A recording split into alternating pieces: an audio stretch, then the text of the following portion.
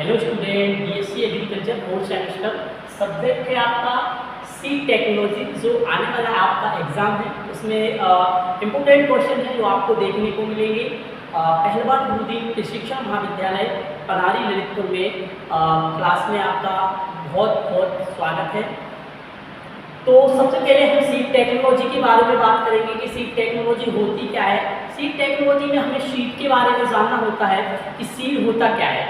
सबसे पहले सीड के बारे में जानने से पहले हम फ्लावर के बारे में जानेंगे, है ना। फ्लावर से क्या होता है, सीड का निर्माण होता है।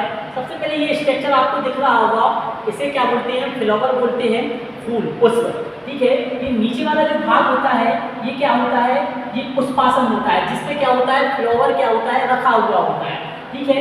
उसके बाद ये क्या होते हैं, ये आपके मादा युग्मक या क्या होते हैं, ये मादा पार्ट्स होते हैं।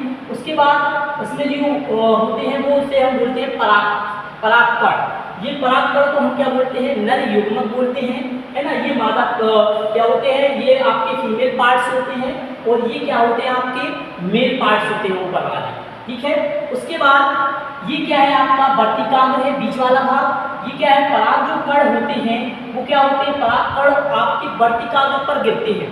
इस पर वर्तिकाग्र पर गिरते हैं, और वर्तिकाग्र पर ये पराग कण गिर कर क्या करते हैं, इस नली में से होकर क्या है, आपके ये बीजांड, ये क्या, ये भाग आपका जो बाहर वाला है इसे हम क्या बोलते हैं, अंडाशय कहते हैं। क्या कहते हैं, जो बाहर वाला भाग है उसे अंडाशय कहते हैं। तो अंडाशय के जो अंदर है, अंदर वाला भाग है उसे हम क्या बोलते हैं, बीजांड बोलते हैं, ठीक है। तो ये जो परागकण है ये वर्तिकाग्र पर क्या करते हैं, जाकर गिरते हैं, और पराग नली से होकर, इसे हम क्या बोलते हैं, पराग नली। ये पराग नली से होकर क्या बोलते हैं, अंडाशय में पहुंचते हैं। अंडाशय में पहुंचकर क्या होते हैं, निषेचन की जो क्रिया होती है, निषेचन की क्रिया होने के बाद बीज बनता है। क्या बनता है, निषेचन की क्रिया होने के बाद बीज बनता है, ठीक है। तो इस तरीके से क्या है, सीड का निर्माण होता है, ठीक है। ये क्या है, ये आपकी क्या है, ये दल है, पुंज है ना, इसे बोलते हैं। तो ये आपको फ्लावर्स का पार्ट समझ में आया होगा। एक बार और रिपीट कर दे रहे हैं हम आपको। ये क्या है, आपका जो नीचे वाला जो पार्ट्स है जिस पर फ्लावर रखा होता है उसे हम पुष्पासन बोलते हैं। पुष्पासन के बाद ये जो पार्ट्स जा रहे हैं इसे हम फीमेल पार्ट्स बोलते हैं, मादा युग्मक बोलते हैं। उसके बाद ये पराग जो होते हैं उसे हम क्या बोलते हैं, नर युग्मक बोलते हैं, ठीक है, मेल पार्ट्स बोलते हैं। ये मेल पार्ट्स क्या होते हैं, वर्तिकाग्र पर जाकर गिरते हैं। परागकण इस नली से होकर, परागकण क्या होते हैं, इस नली से होकर क्या अंडाशय में जाकर गिरते हैं। उसके बाद अंडाशय में बीजांड बनता है। ये निषेचन की क्रिया करने के पश्चात बीज का क्या होता है, निर्माण होता है। उसके बाद हम बीज की डेफिनेशन समझेंगे कि डेफिनेशन क्या होती है बीज की।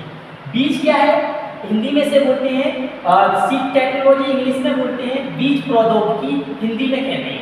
बीज प्रौद्योगिकी कृषि विज्ञान की वह शाखा है जिसके या जिसमें उन्नत और उच्च गुणवत्ता, ठीक है, जिसमें क्या है, उन्नत और क्या है, उच्च गुणवत्ता, ठीक है, और वो उच्च गुणवत्ता संपन्न बीजों के उत्पादन, ठीक है, उच्च गुणवत्ता संपन्न जो बीज है उनका क्या कर रहे हैं, उत्पादन कर रहे हैं, संसाधन कर रहे हैं, वितरण कर रहे हैं, ठीक है, आदि किया जाता है, ठीक है। उसे हम क्या बोलते हैं, सीड टेक्नोलॉजी कहते हैं, ठीक है। बीज क्या है, पौधे का कोई भी भाग, बीज होता क्या है, पौधे का कोई भी भाग जो पुनः पौधे बनाने की क्षमता रखता है उसे हम क्या बोलते हैं, बीज कहते हैं।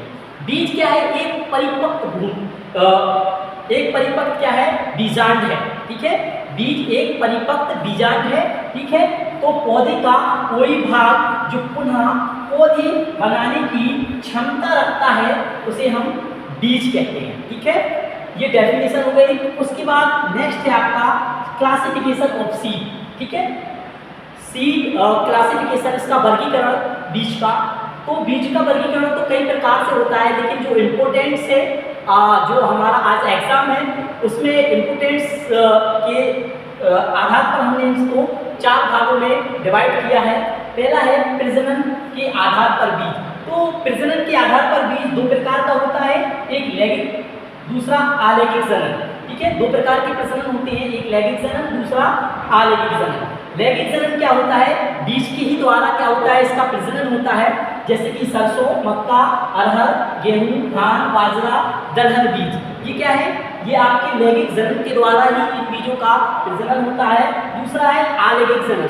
तो अलैंगिक जनन क्या है?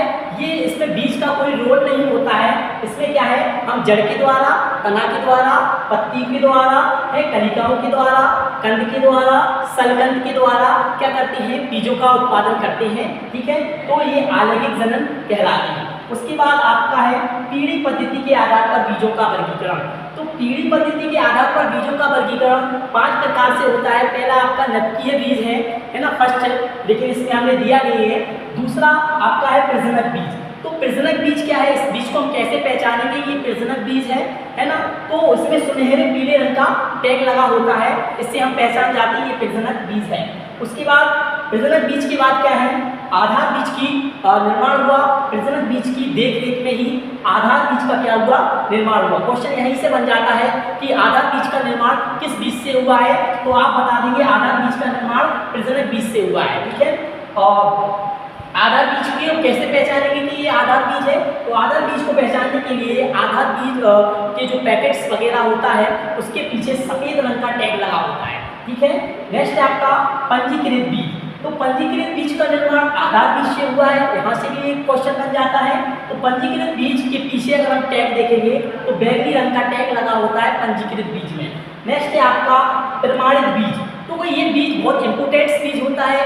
क्वेश्चन पूछ लिया जाता है कि किसानों को कौन सा बीज दिया जाता है, तो ये प्रमाणित बीज ही किसानों के पास होता है, तो किसानों को दिया जाता है बोने के लिए। ठीक है, तो प्रमाणित बीज के पीछे अगर हम देखेंगे तो इसमें नीले रंग का टैग लगा होता है।